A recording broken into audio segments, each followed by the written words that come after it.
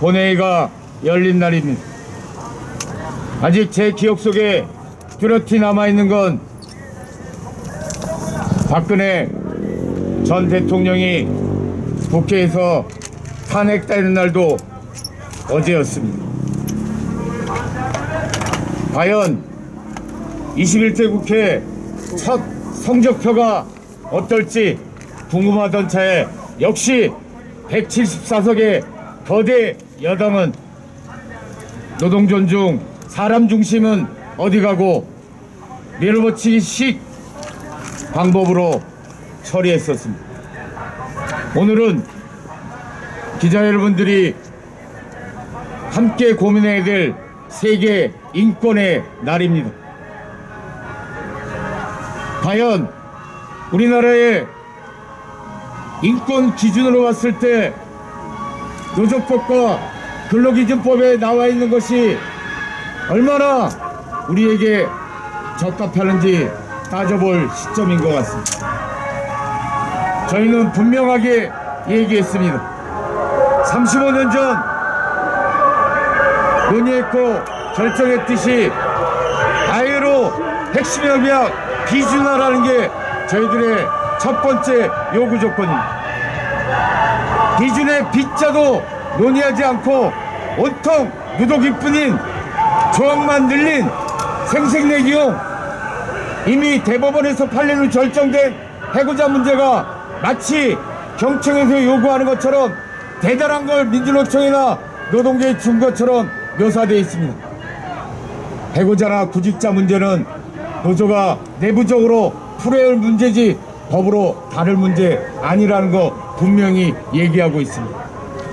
저희는 전태일 살법을 요구했었습니다. 첫 번째, 아예로 핵심 비준과 함께 최소한 이 땅의 노동자로 노조할 권리와 노조법에 따라 노동조합을 만들 권리를 분명하게 규정하는 근로기준법 2조와 노조법 2조와 근로기준법 12조에 대해서 명확히 개정해달라고 요구한 사항입니다. 특히 근로기준법 2조는 5인 미만 사업장에 노조할 권리를 보장하는 민주노총의 핵심 요구안입니다. 10%밖에 되지 않는 대한민국의 노조 조직률을 이제는 5인 미만 사업장이 더욱더 늘려갈 수 있도록 최소한 노조할 권리가 보장될 수 있도록 해달라는 게 지난 9월에 결정한 전태일 3법 입법 청원이었습니다. 또한 노동자가 특수고용 노동자나 사내하청 노동자들이 노동자성을 근본적으로 인정받아야 사용자들이 교섭에 나올 수 있는 권한을 갖고 있습니다. 저희 현대자동차 판매에는 정규직도 있고 비정규직 노동자들이 차를 판매합니다. 노동조합 만든 지 3년 동안 교섭조차 못 해봤습니다. 지금은 쟁의 상태에 있음에도 불구하고 근본적으로 쟁의를 할 수 없는 모순에 처해져 있는데 현대자동차가 원청으로서 사용자성을 거부하고 있기 때문입니다.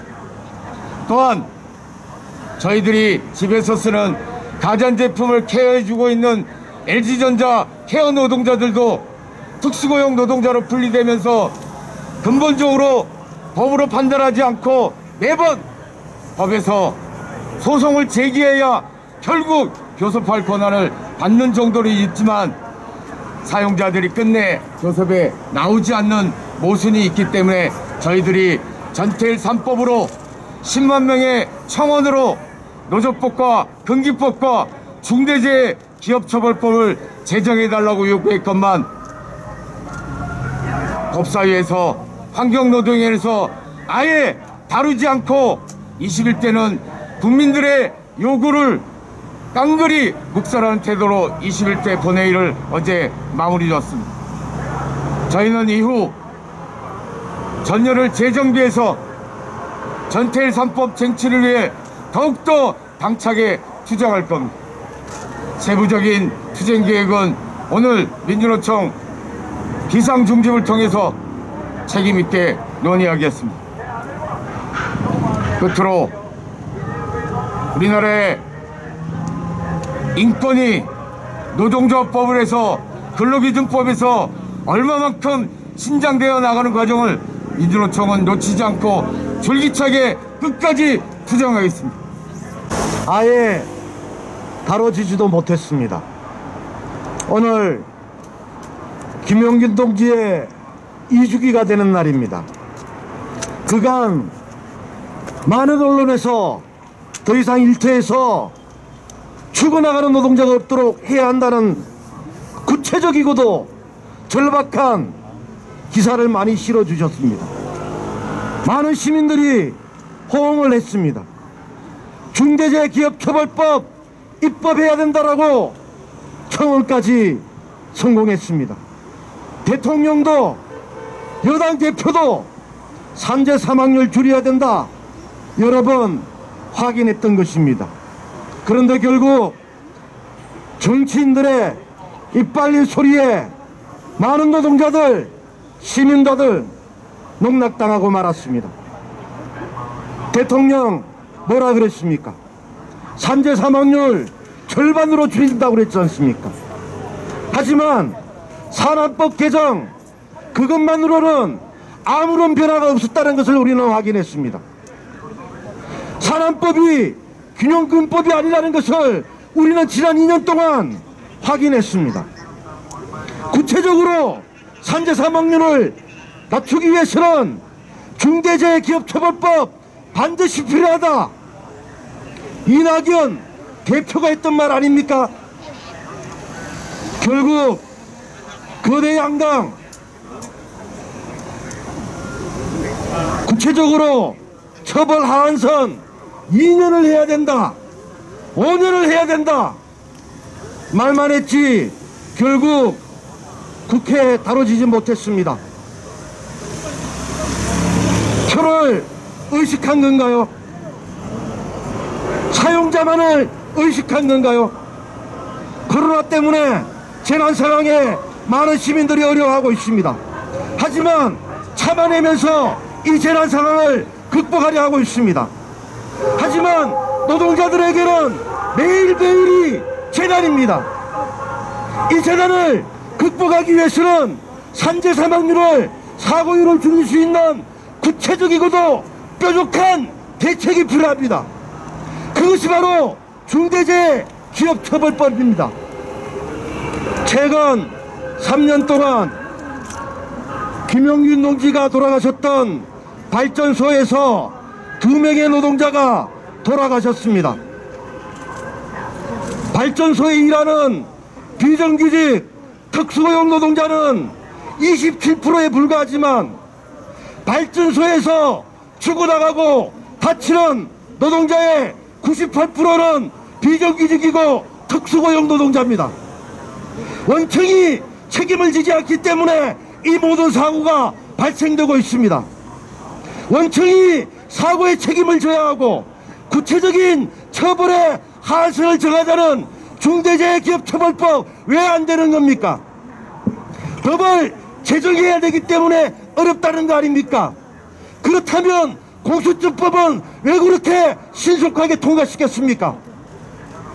다시 한번 삶을 이야기합니다. 다시 한번 사람을 이야기합니다. 사람의 목숨이 중요시하기 위해서는 노동자의 안전부터 지켜져야 합니다. 중대재해기업처벌법 제정될 때까지 민주노총은 끝내 투쟁하겠다는 의지를 다시 한번 밝힙니다. 이상입니다. 오늘 기자회견은 어제 통과된 정부와 집권 여당의 노동계약을 규탄하고 전태일 3법 등을 비롯한 각종 투쟁을 계속하기 위한 입장을 밝히는 기자회견입니다. 근 한 달 동안 진행된 21대 국회에서의 노동법 개정 논의는 첫 출발부터가 정부가 재벌과 경영계의 입장을 전면적으로 대변한 계약안을 발의하였기 때문입니다. 대한민국에서 사회적으로 약자인 노동자들이 노동조합을 결성하고 교섭을 하고 투쟁할 권리를 신장시키는 것이 시대의 추세입니다. 전 세계적 규범입니다.